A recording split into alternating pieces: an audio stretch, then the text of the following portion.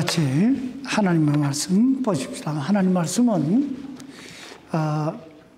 마태복음 13장 31절로 32절까지 있는 말씀이 되겠습니다. 오늘 하나님 말씀은 마태복음 13장 31절로 32절까지 있는 말씀이 되겠습니다. 제가 봉독해 드리겠습니다.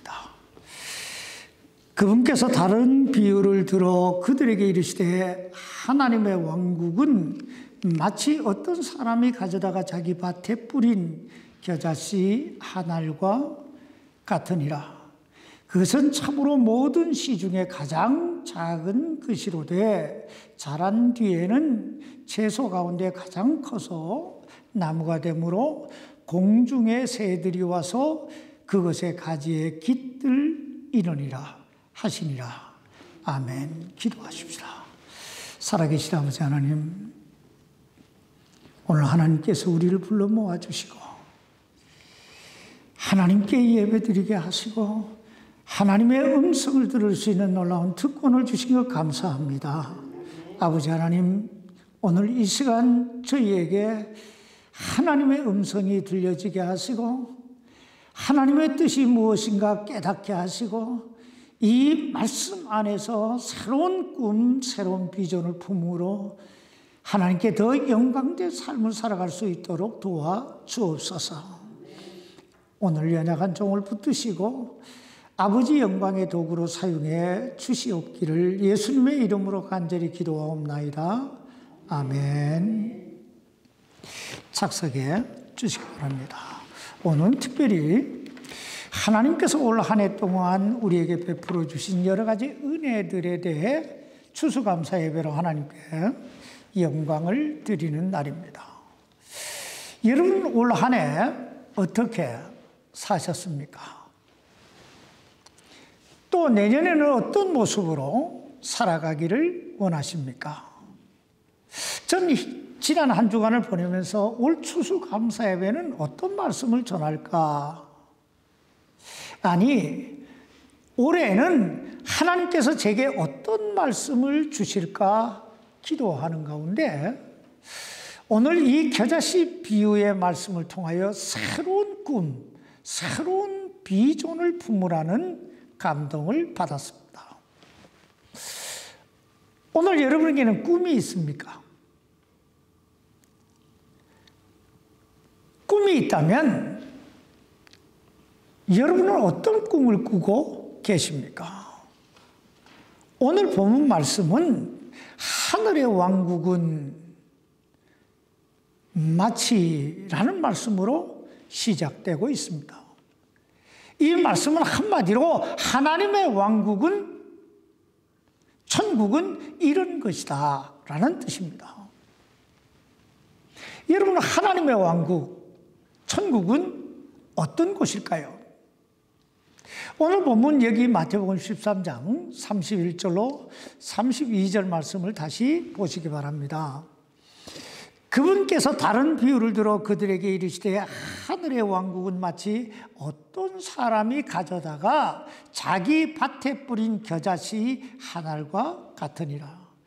그것은 참으로 모든 씨 중에 가장 작은 것이로되 자란 뒤에는 채소 가운데 가장 커서 나무가 되므로 공중의 새들이 와서 그것의 가지에 깃들이느니라 하시니라.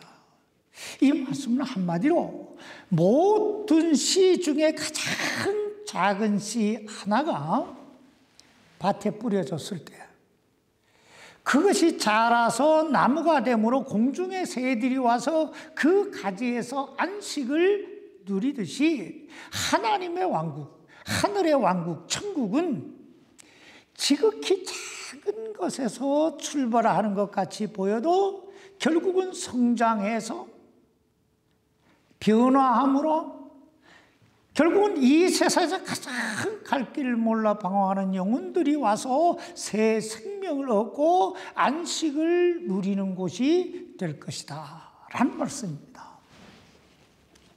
성경에서 예수님께서 말씀하고 있는 하늘 왕국, 즉 천국의 특성을 종합해 보면 하늘의 왕국은 대체적으로 세 가지 유형으로 우리에게 다가오는데, 첫째, 하늘의 왕국은 앞으로 우리에게 이루어질, 우리가 앞으로 우리에게 이루어질 어떤 것이 아니고, 우리가 예수 그리스도를 나의 구세주로 믿고 영접하는 그 순간에 그 즉시 우리 안에 하늘 왕국이, 천국이 이루어진다고 말씀하고 있습니다. 다시 말하면 천국이란 내가 앞으로 죽어서 가봐야 아는 것이 아니라 내가 살아있는 동안에 내 안에 예수 그리스도께서 임하셨다면, 내 안에 성령님이 임재하셨다면 이미 내가 하늘 왕국을 살아가고 있는 사람이다 라는 뜻입니다. 이 사실 예수님은 요한복음 5장 24절에서 이렇게 말씀하고 있습니다. 진실로 진실로 내가 너희에게 이르노니 내 말을 듣고 또 나를 보내신 분을 믿는 자는 영존하는 생명이 있고 또 정죄에 이르지 아니하리니 사망에서 어디로? 생명으로 옮겨졌느니라. 이미 천국이 우리 안에 임하셨다는 거예요. 그렇습니다. 누구든지 이 하나님의 말씀을 듣고 또 우리 주 예수 그리스도를 이 땅에 보내주신 분, 곧 하나님을 믿는 자는 영존하는 생명이 있고 정죄에 이르지 아니할 뿐 아니라 사망에서, 지옥에서 천국으로, 생명으로 옮겨진 줄 믿습니다. 이것을 신학적으로 말하면 현세적 천국이라고 말합니다. 어떤 천국이요? 현세적 천국. 즉 비록 우리가 이 땅에 살아가고 있을지라도 우리 안에 예수 그리스도가 임하시는 그 순간 이미 내 안에 천국은 이루어졌다는 거예요. 둘째, 예수님께서 말씀하시고 있는 천국은 이미 내 안에 이루어졌을 뿐 아니라 현재 내 안에서 계속 확장되어 가고 있다는 것입니다. 이것이 오늘 겨자씨 비유의 핵심 교훈입니다. 즉 하나님의 말씀의 씨앗을 믿음으로 그 심령에 받아들인 사람은 비록 그 말씀의 씨앗이 처음에는 아주 겨자씨만큼 미미하고 작다 할지라도 시간이 지나면서 점점 더 자라고 변화함으로 결국에는 놀라운 하나님의 나라를 확장해 간다는 거예요. 이걸 욥은 욥기서 8장 7절에서 이렇게 이야기합니다. 비록 내 시작은 작을지라도 내 마지막 끝은 심히 크게 되리라. 그렇습니다. 하나님의 왕국, 즉 천국은 내 안에 심겨진 겨자씨만한 믿음이 날마다 점점 성장함으로 마침내는 이 세상을 품는 엄청난 생명력과 확장력을 가지고 있다는 거예요. 세 번째, 예수님께서 말씀하고 있는 하늘 왕국은 장차 우리 구원받은 성도들이 다 함께 들어가서 하나님과 함께, 예수님과 함께 영원히 왕노릇하며 살게 될 영원한 왕국을 의미합니다. 이 사실을 예수님은 여기 마태복음 13장 43절에서 이렇게 말씀하고 있습니다. 그때에 의로운 자들은 자기들의 아버지의 왕국에서 해같이 빛나리라. 그렇습니다. 구원받은 우리 성도는 어느 날 때가 되면 아버지의 왕국, 천국에서 해같이 빛나는 삶을 살게 될 줄 믿습니다. 그럼 이제 본문으로 돌아가서 좀 더 구체적으로 겨자씨 비유의 의미를 살펴보십시다. 여기 본문 13장 31절입니다. 그분께서 다른 비유를 들어 그들에게 이르시되 하늘의 왕국은 마치 어떤 사람이 가져다가 자기 밭에 뿌린 겨자씨 하나를 같으니라. 예수님 당시에 유대인들은 가장 작은 것을 묘사할 때 겨자씨라는 표현을, 겨자씨 같다는 표현을 했습니다. 예를 들어 키가 작아도 겨자씨만하다 이렇게 말하고, 돈이 없어도 겨자씨만큼밖에 없다 이 말하고, 또 능력이 없어도 겨자씨 같아 이렇게 말했다는 거예요. 그럼 우리나라에서는 이 작다는 표현을 어떻게 씁니까?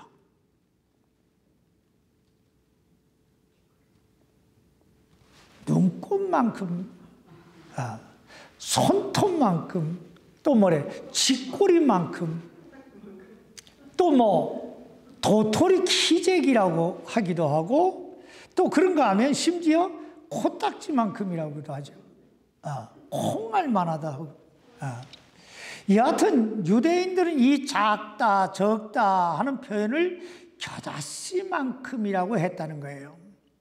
근데 사람들은 이렇듯 부정적인 측면에서 이 겨자씨를 이야기하고 있는데, 예수님은 이 지극히 작은 겨자씨에다 무한한 가능성을 부여하고 있습니다. 예를 들면 마태복음 17장 20절에 보면 예수님이 이렇게 말씀하십니다. 진실로 내가 너희에게 이르노니 너희에게 만일 겨자씨 하나만한 믿음이 있을진데 너희가 이 산에게 말하여 여기서 저 너머로 옮기라 하면 그것이 옮겨갈 것이요 또 너희에게 불가능한 것이 아무것도 없으리라. 여러분, 우리의 믿음이 무엇만큼만 있으면 불가능한 것이 없어진다고요? 겨자씨 하나만한 믿음만 있으면. 여러분, 이 얼마나 놀랍습니까? 사람들은 적다고 안 된다고 겨자씨만큼이라고 하는데, 예수님은 겨자씨만한 믿음만 있다면 이 산을 명하여 저리로 옮겨라 하여도 옮길 것이요 또 아무것도 불가능한 것이 없으리라고 말씀하고 있습니다. 이것이 바로 하늘 왕국을 살아가는 믿음의 사람들의 삶의 특징이라는 거예요. 무한한 가능성을 가진 사람들. 이 무한한 가능성을 가진 사람들이 누구예요? 오늘 우리 그리스도인들인 줄 믿습니다. 예수가 그 안에 있는 사람들인 줄 믿습니다. 오늘 본문에 보면 어떤 사람이 등장하고 있습니다. 그리고 이 사람은 자기 밭에 겨자씨 하나를 가져다가 뿌렸습니다. 근데 그 시간이 지나면서 그 겨자씨 하나리 싹이 나고 키가 크고 줄기가 뻗어가는데 마침내 큰 나무로 변신을 합니다. 그리고 공중에 나는 새들이 와서 그곳에 안식을 누립니다. 여러분, 예수님께서 이 비유의 말씀을 통하여 오늘 우리에게 주시고자 하시는 교훈이 뭘까요?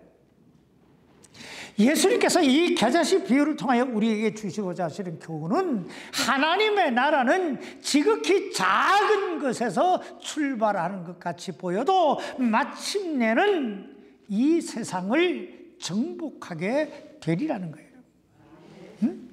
그 대표적인 예로 예수님의 생애를 한번 생각해 보세요. 여러분, 예수님이 얼마나 초라한 모습으로 이 땅에 오셨습니까? 아무도 알아주지 않는 그 시골 마을 베들레헴, 아무도 환영해 주지 않는 그 여관, 그것도 그 여관방이 없어서 말구유에서 태어나셨습니다. 그뿐 아니지요. 게다가 태어나자마자 헤롯 왕의 칼날을 피하여 이방 나라 에집트로 이민 아닌 이민, 피신을 떠나요. 그리고 헤롯 왕이 죽자 아무도 알아주지 않는 그 조그마한 마을, 그 나사렛으로 이주해서 그곳에서 어린 시절을 보냅니다. 근데 어떻습니까? 언제부턴가 이 세상 역사는 그분을 중심으로 BC와 AD로 나누어집니다. 그리고 지금 온 세상은 그분을 중심으로 돌아가고 있습니다. 그리고 지금 온 세상은 그분의 재림에 초점이 맞추어지고 있습니다. 또 예수님의 제자들에 대해 한번 생각해 보세요. 예수님의 제자들의 면면을 살펴보면 대부분이 학벌도 없고 재벌도 없고 문물도 없고 권력도 없고 그저 평범한 삶을 살아가는 갈릴리 어부들에 불과했습니다. 그러나 예수님은 세상적으로 볼 때 정말 그 보잘것없는 그들을 부르시고 그들을 3년 동안 동행하며 가르치십니다. 그럼에도 불구하고 예수님이 십자가에 못 박혀 돌아가실 때까지 저들은 좀처럼 어떤 변화도 성장도 열매도 기대할 수 없는 듯 보입니다. 아니, 예수님이 십자가에 못 박혀 죽으시는 그 순간 저들은 다 자기 살 길 찾아 베드로는 난 물고기 잡으러 간다 하고 어떤 제자는 엠마오로 내려가 버립니다. 그러나 주님은 저들을 포기하지 아니하시고 죽음의 권세를 깨뜨리고 사흘 만에 부활하신 후에 저들을 다시 부르세요. 부르셔서 저들에게 말씀하십니다. 너희는 가서 모든 민족들을 가르치고 아버지와 아들과 성령의 이름으로 그들에게 침례를 주며 무엇이든지 내가 너에게 명령한 모든 것을 그들에게 가르쳐 지키게 하라. 전 이 말씀을 볼 때마다요, 한 가지 의문이 들어요. 예수님은 제자들의 뭘 보고 이런 명령을, 이런 말씀을 하셨을까 하는 거예요. 뭘 믿고? 여러분, 예수님은 저들에게서 뭘 보고 이런 말씀을 하셨을까요? 예수님 부인하고 예수님 십자가에 못 박혀 돌아가셨을 때 다 자기 살 길 찾아 가겠다고 떠난 사람들 붙들고 뭘 믿고 이런 명령을 하셨을까? 예수님께서 저들에게 보신 것은요, 딱 하나예요. 저들 안에 있는 겨자씨만한 믿음이에요. 겨자씨만한 믿음.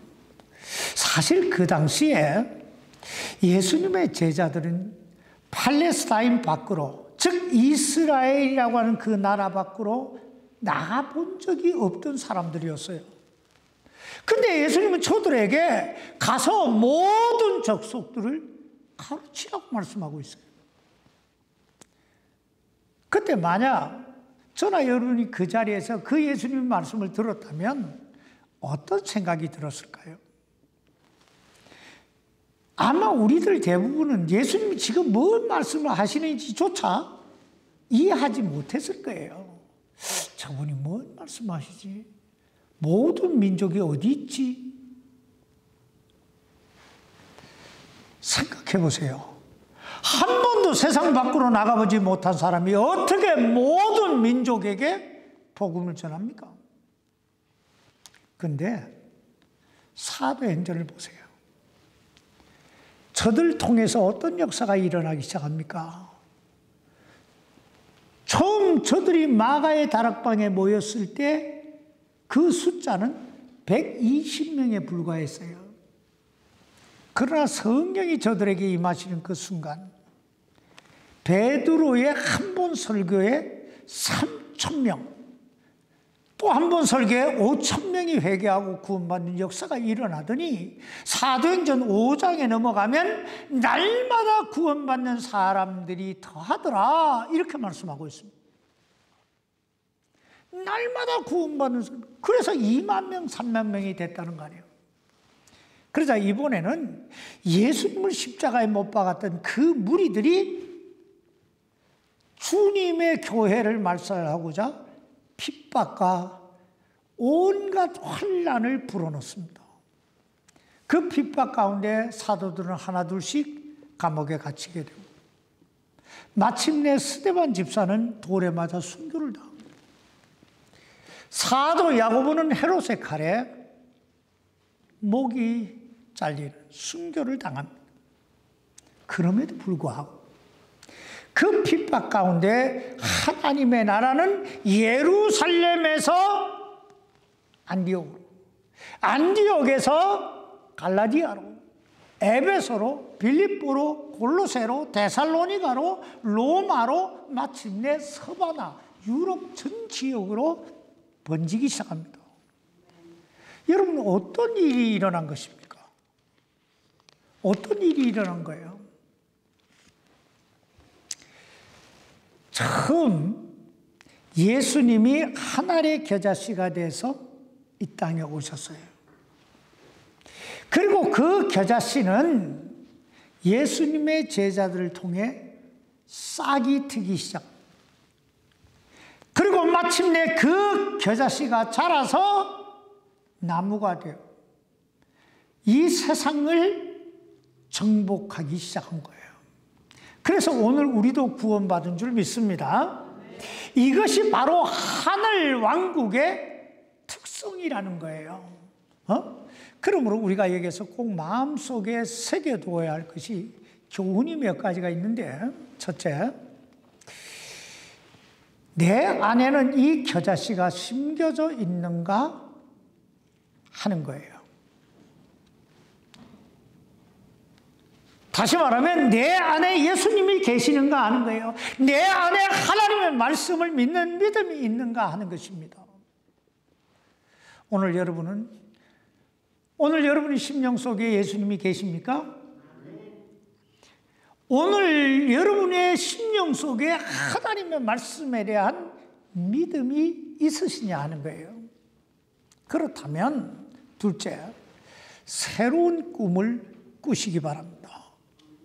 어떤 꿈? 새로운 꿈. 오늘 여러분의 꿈, 여러분의 비전은 무엇입니까? 꿈이란 내가 무엇인가 간절히 소망하고 기대하고 소원하는 마음이 꿈이에요. 그리고 그 꿈은 나의 현실적 형편이나 처지를 뛰어넘는 것이어야 돼요. 이런 말이 있습니다. 위대한 스타는 하루아침에 태어나지 않는다. 그렇습니다. 위대한 스타는, 위대한 사람은, 위대한 일은 하루아침에 태어나거나 이루어지는 것이 아니에요. 위대한 사람이나 위대한 일은 위대한 꿈을 가진 사람들에 의해 만들어지는 것입니다. 전 이 교회에 대한 꿈이 있어요. 그래서 지금 이 자리에 있고요. 제가 꿈꾸는 꿈은 예수 그리스도의 복음 전파를 통해 날마다 구원받는 그 영혼이 늘어나는 거예요. 복음이 전파되는 거예요. 두 번째 꿈은 이 하나님의 말씀으로 우리 성도들이 그 믿음의 겨자씨가 점점 더 자라나는 거예요. 세 번째 꿈은 그 믿음의 겨자씨가 자라나서 번창해 가는 거예요. 그래서 우리 교회가 세계 선교의 일익을 감당하는 교회가 되기를 소망해요. 전체가 이 땅에 얼마나 더 오래 살지, 또 이 교회를 얼마나 더 섬길 수 있을지 알 수 없습니다. 그러나 한 가지 분명한 것은 이 교회는 주님이 오시는 그날까지 계속적으로 주님이 우리에게 맡겨주신 사명을 감당하게 될 것이고, 주님이 재림하시는 그날이 되면 우리 모두가 휴거하게 되리라는 것입니다. 왜냐하면 그것이 주님의 명령이고 약속이기 때문입니다. 그러므로 여러분도 여러분 안에서 새로운 꿈을 꾸시기 바랍니다. 왜냐하면 우리 안에는 이미 하늘 왕국이라고 하는 겨자씨가 심겨져 있기 때문입니다. 옛날에 알렉산더 대왕의 비화에 이런 이야기가 있습니다. 우리가 다니엘서에 보면 페르시아가 나오고 그 다음에 헬라가 나와요. 세계를 정복했던 역사가 이미 수천 년 전에 기록이 되어 있는 거예요. 페르시아의 유명한 다리우스 황제가 구라파를 정복하기 위해 전쟁을 시작했습니다. 근데 그 첫 번째 전쟁이 알렉산더 대제가 이끄는 헬라 군대였습니다. 그때 다리우스 황제가 알렉산더 대제에게 병사를 시켜서 선물 하나를 보냈어요. 그 선물은 큰 보자기에 깨알을 가득 담은 부대였습니다. 그리고 그 뜻은 이런 거예요. 우리 군대는 깨알같이 많다. 그러니 무모한 전쟁을 피하고 항복해라 하는 뜻이었어요.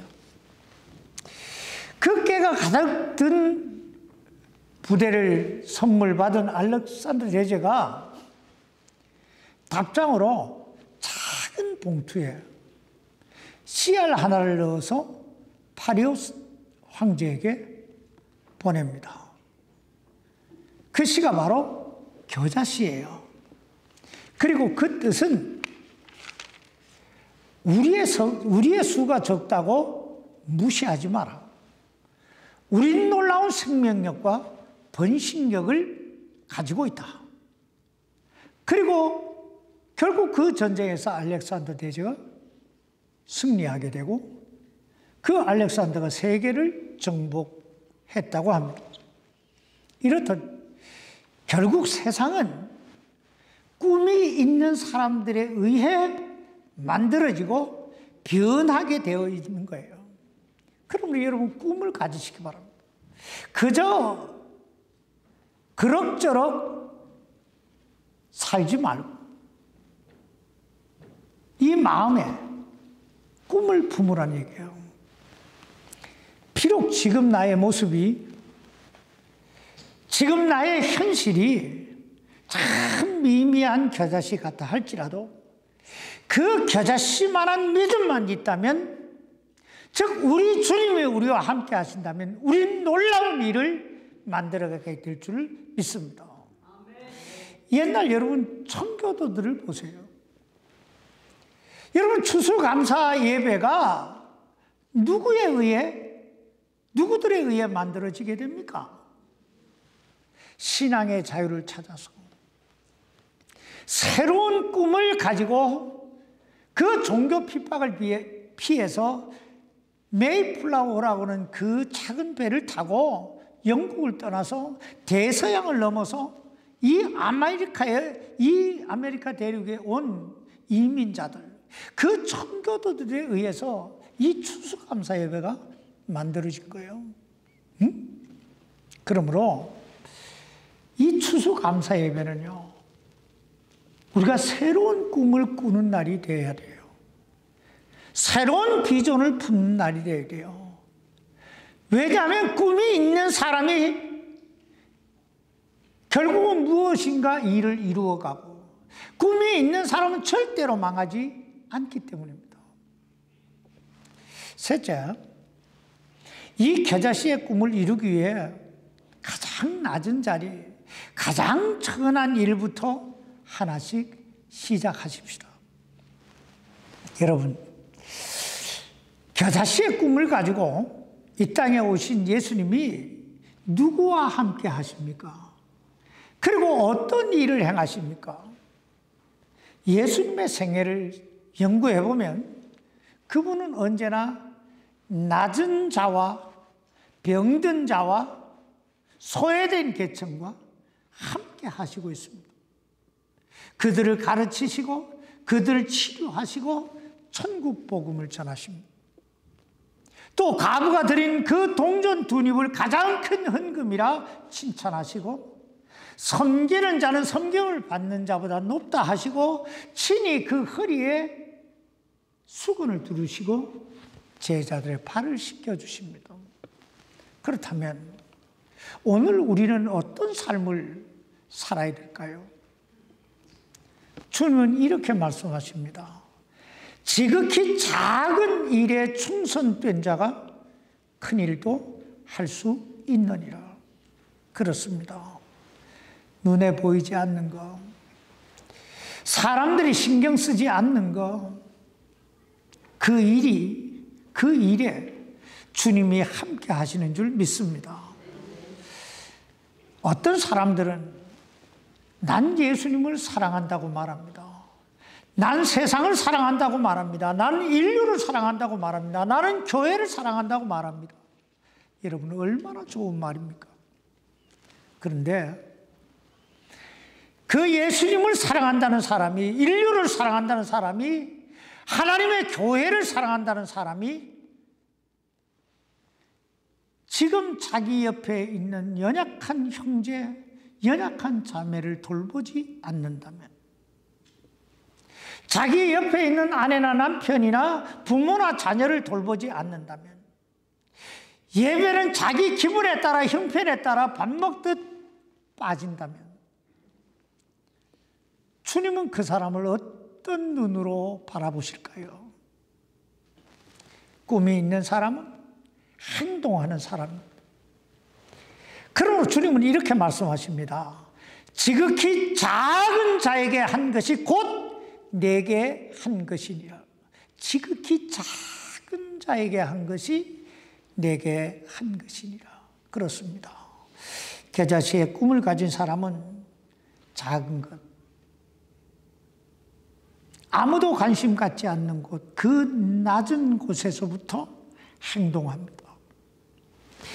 네 번째, 겨자씨의 꿈을 가진 사람은 그 씨에 물 주고 거름 주고 햇볕이 잘 비치도록 해줘야 됩니다. 여러분도 씨를 심어보셔서 아시겠지만, 씨를 심었다고 그저 그 씨가 저절로 잘 자라서 풍성한 열매를 맺는 경우는 거의 없잖아요. 어떻게 해줘야 됩니까? 씨가 자라서 풍성한 열매를 맺게 하기 위해서는 물도 주고 거름도 주고 풀도 뽑아주고 햇볕도 잘 받도록 해줘야 됩니다. 그것이 바로 이 하나님의 말씀이고 기도고 예배고 섬김이에요. 성경은 이 하나님의 말씀을 때로는 씨에다 비유하기도 하지만 물에다 비유하기도 합니다. 또 기도를 영적 호흡에다 비유하기도 하지만 하나님과의 교제에다 비유합니다. 또 예배는 빛에다가 비유합니다. 왜냐하면 예배는 빛 대신 하나님을 만나러 오는 곳이기 때문입니다. 그러므로 겨자씨의 꿈은 말씀으로, 기도로, 예배로, 섬김으로, 전도로 물 주고 거름 주고 햇볕 주어야 풍성한 열매를 맺어갈 수 있다는 것입니다. 여러분, 꿈만 꾸는 사람을 뭐라고 하는 줄 아세요? 꿈만 꾸는 사람을 뭐라고 부르는 줄 아세요? 꿈만 꾸는 사람을 망상가라고 부릅니다. 그 망상가의 뜻이 뭔지 아세요? 망할 생각만 하는 사람이란 얘기예요. 꿈만 꾸고 있으니까, 가만히 앉아서 생각만 하고 있으니까, 행동하지 않으니까 결국은 뭐예요? 망하지요. 그러므로 망하지 말고 참된 겨자씨의 꿈을 이루기 위해서는 말씀을 읽어야 된다. 말씀을 묵상해야 된다. 기도해야 된다. 예배에 목숨을 걸어야 된다. 전도하고 섬기는 일에 손발 걷어붙여야 된다는 것입니다. 그럴 때 우리 안에서 겨자씨의 꿈은 이루어질 것이고, 내년에는 좀 더 풍성한 추수감사 예배로 하나님께 영광을 돌리게 될 줄 믿습니다. 마지막으로 겨자씨의 꿈을 이루기 위해서는 과거를 버리고 미래를 바라봐야 됩니다. 여러분, 늙은이와 젊은이를 구분하는 방법이 뭔지 아세요? 늙은이와 젊은이를 구분하는 방법은 나이 순이 아닙니다. 늙은이와 젊은이를 구분하는 방법은 그 사람의 미래를 이야기하고 있느냐, 아니면 그 사람이 과거를 이야기하고 있느냐, 이걸 보면 알 수 있다는 거예요. 다시 말하면 꿈이 있는 사람은 언제나 청춘을 살아가는 사람이라는 거예요. 모세를 보세요. 모세는 80에 새로운 꿈을 꾸기 시작합니다. 몇 살에 새로운 꿈을 꿔요? 80에. 여기 80 되신 분 없잖아요. 아직 꿈 꾸려면 몇 년 남았네. 이렇듯 겨자씨의 꿈을 가진 사람은 과거에 얽매이지 않습니다. 내가 뭐 이렇게 하지 않는다 이런 얘기예요. 왜냐하면 누구든지 그리스도 예수 안에 있으면 새로운 피조물, 새로운 창조물이 되었기 때문입니다. 그러면 이제부터, 오늘부터 우리가 새로운 꿈을 가지고 새롭게 좀 살아가십시다. 그리고 내 안에서 이루실 그 주님의 역사를 좀 기대하며 살아가십시다.